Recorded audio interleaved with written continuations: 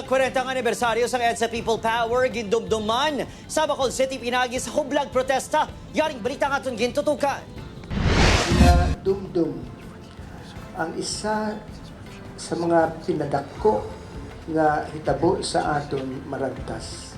Ginupisahan sa mga negrense kag Bacolod noon ay ika-3 trillion peso march pinagi sa isa ka Santos nga misa sa Guasa Negros Occidental Provincial Capital. Sa humilya, gintalakay ni Bishop Patricio Buzon ang importansya sang pagpamati sa tingog sa ordinaryo nga mga Pilipino. Nagsugod ini sa pagpangayo sa accountability sa mga nag-abuso sa ilang poder and hindi natin pala ikapos sa aton malipat, no? And then malipat na okay na lang kasi to seek accountability ang may sala dapat panagtun natin. They have to be responsible. So much evil has been done to the people. Ginsambit man sang obispo nga nagkakadapat magpabilin nga sensitibong publiko sa nagkakatabo sa sosyudad.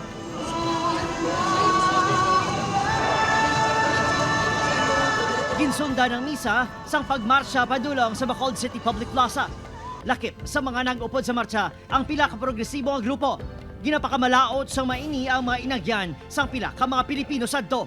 Sa panahon sang Senyor Marcos, naglala ang korupsyon, grabe ang paglubo sang mga produkto, grabe ang pagtaas sang mga balaklo naton, kagrabe ang pagpamatay no sang mga aktivista kag sa iban nga mga organisasyon.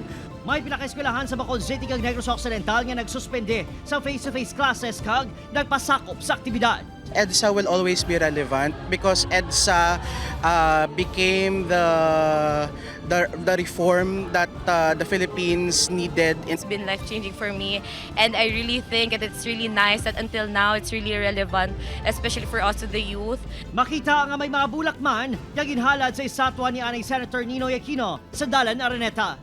It is important because to invite the all people to support the rights and justice of the human being. Opon, Kiril Casillo, Adrian Pretos, One Western Visayas.